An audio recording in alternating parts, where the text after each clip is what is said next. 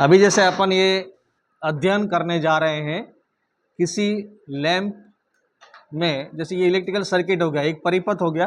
परिपथ किसे कहते हैं? बंद परिपथ, मतलब जिसके अंदर एक तो सोर्स हो, विद्युत का सोर्स हो गया, ये भार हो गया, और कनेक्टिंग वायर, और वोल्ट मीटर और एम्पीयर मीटर जैसे अपने लगा रखे हैं। इससे अपने को देखना है कि एक लैंप है, ये 200 वाट कंपनी का, जैसे वाट है, इसकी पावर क्षमता 200 वाट है। तो अपन देखें इसमें वोल्टेज कितने हैं, करंट कितनी है, ये आपको देखना है। सबसे पहले तो ये कि हमने ये मीटर लगा दिए, डिजिटल मीटर। पहले वीडियो के अंदर आपको जो दिखा दिया था इसे कनेक्शन कैसे करने पड़ते हैं। अभी पहले एक बार तो देख लें, एक बार डिस्प्ले आई कि नहीं आई। डिस्प्ले आ रही है, सब में 00 है, 00 दिखा रहा है। वोल्ट मीटर एम्पीयर मीटर सब 00 है, ठीक है। अब अपन इसमें सप्लाई जैसे ही जोड़ते हैं, जैसे हमने सप्लाई जोड़ी, अभी यहाँ पर आपको ये 200 वाट का लैंप है, इसमें वोल्टेज कितने हैं, करंट कितनी है। वोल्टेज और करंट कितनी रीडिंग आ रही है, ज़रा आप अपनी कॉपी में नोट करो। वोल्टेज कितने हैं, वोल्टेज और करंट। इसमें अगर नहीं दिखे जरा थोड़ा जूम कर देना, हाँ, इसको थोड़ा सा साइड में कर लेते हैं। रीडिंग दिखाई दे रही है, वोल्टेज और करंट। अब आप इन दोनों का गुणा करो, कितने आते हैं, रिजल्ट क्या आया, V इंटू आई करो, कितना होता है, V और I, तो पावर आ जाएगी W बराबर V गुणा I होता है। अब अपन ये भी देख रहे हैं कि हमारे पास में ये 200 वाट का बल्ब है, आप वाट बोलेंगे इसके, ठीक है, W, तो V गुणा I करते हैं तो वाट मीटर की रीडिंग आती है, W बराबर V इंटू आई। अभी ये जो रीडिंग का गुणा करने पर आ रहा है W बराबर है कि नहीं है, चेक करो, आप कैलकुलेट करो। फिर अपन इसका और वेरिफिकेशन करेंगे। अपने पास में एक दूसरा वाट मीटर भी होता है, वाट मीटर से भी अपन चेक करेंगे। कितना आया अभी है, 170 वाट हुआ, ठीक है। V कितना है, 237, और I कितना है, एक बार आप यही कैलकुलेशन करके थोड़ा रजिस्टर या पास में रखना ताकि दिख जाएगा वो कैलकुलेट करके। और R भी और W रजिस्टेंस भी निकाल सकते हैं, और R का मान तो V बटा I करना पड़ेगा। इसे एक कॉलम और कर दो, W का कर दो, एक कॉलम और करके W, ठीक है। V इंटू आई करने पर W वाट हुए 170, ठीक है। ये रीडिंग आ रही है क्या, ये V इंटू आई करने पर ये रीडिंग आ गई, इतने वाट। थोड़ा एरर है, नेक्स्ट अपन ये वाट मीटर से भी अपन चेक कर लेंगे। वाट मीटर के कनेक्शन करके ना आपको वाट वेरिफिकेशन करना है। एक चीज़ इसके साथ साथ अपन और देख रहे हैं कि इसमें अब कंपेयर करते हैं लैंप चेंज करके। लैंप चेंज कर देते हैं, कपड़ा लेने से। अभी आपने जैसे एक लैंप आपने लगाया था 200 वाट का, उसमें वोल्टेज और करंट का आपने अध्ययन कर लिया। वोल्टेज इतने थे तो करंट इतनी थी, मतलब वोल्टेज 237, करंट थी 0.71 एम्पियर, ये लिखेंगे अपन एम्पियर, ठीक है। अब अपनों ने लैंप चेंज कर दिया, फिर क्या होता है देखें, क्या फर्क पड़ा अभी।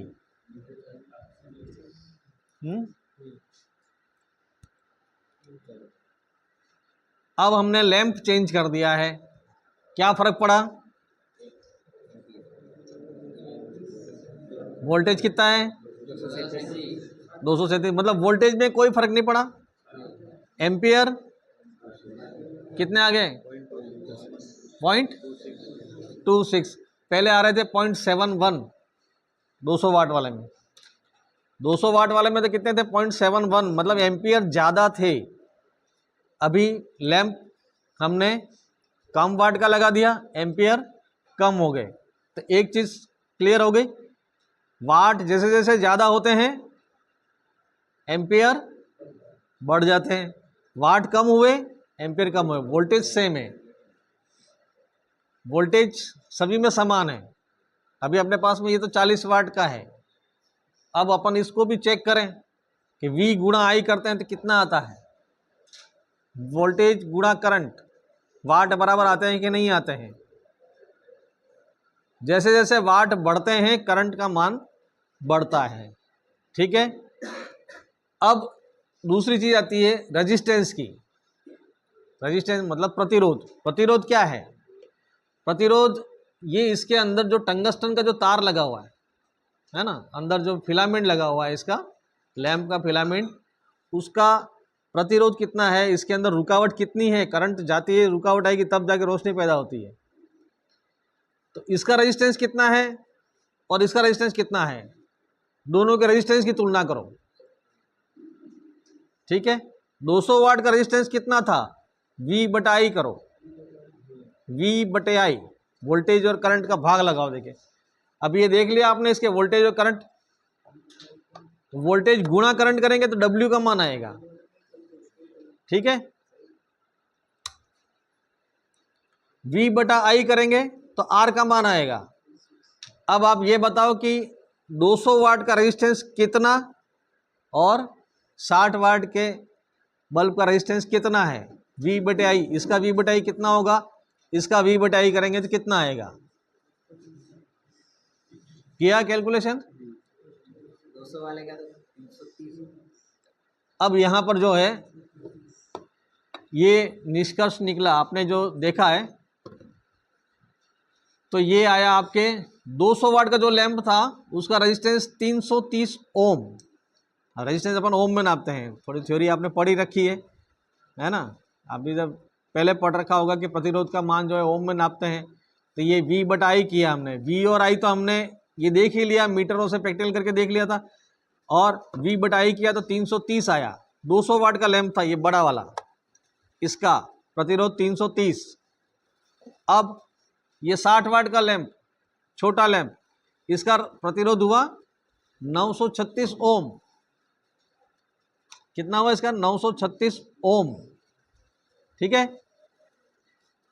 इससे अपना क्या निष्कर्ष निकला, जैसे जैसे प्रतिरोध बढ़ता है करंट का मान कम होता है।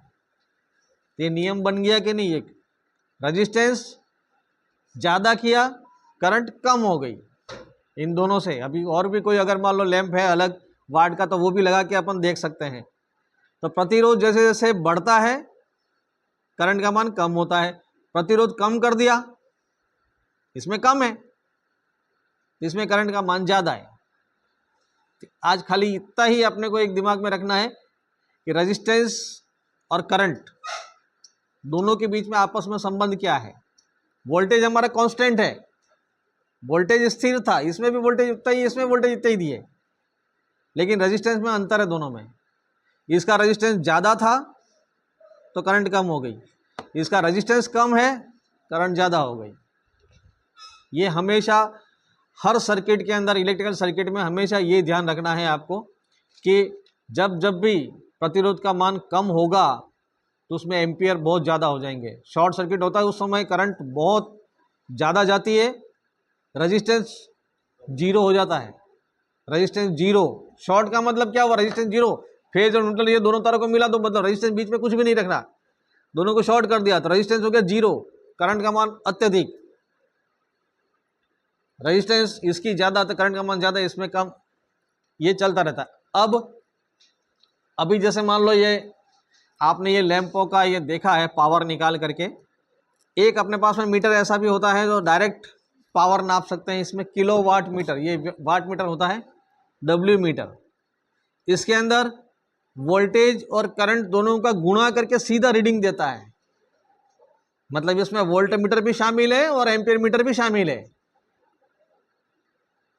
ठीक है, उसको कहते हैं अपन वाट मीटर, W बता देगा सीधा। तो हमको ये कैसे जोड़ना है, इसको कैसे जोड़ेंगे, तो सबसे पहले तो ये इसमें टर्मिनल 4 होते हैं, M, L, C और V, ऐसे। ठीक है, 4 टर्मिनल हैं, M, L, C, V। Supply का जो तार आएगा सीधा यहाँ से सप्लाई का तार आएगा, एम में देना है, ठीक है। एल से लोड में सप्लाई का एक तार है एम में, एल से लोड में, इससे क्या हो गया, ये एक तरह से एम और एल क्या हो गए, एम्पियर मीटर की तरह हो गया। ये सीरीज में कनेक्शन हो गया तो ये एम्पियर मीटर कनेक्शन इसमें हो गए। सी और वी यहाँ वोल्ट मीटर की तरह जोड़ना है पैरेलल में, तो सप्लाई का एक तार यहाँ देना है और वी से सी और एम को कॉमन कर देना। तो ये एक वोल्ट मीटर के सिरे हो गए, वोल्ट मीटर पैरेलल में, मतलब फेज मीटर की सप्लाई यहाँ दे दो, ठीक है। और यहीं से लेकर के इसमें दे दो। अभी कनेक्शन करके देखते हैं अपन।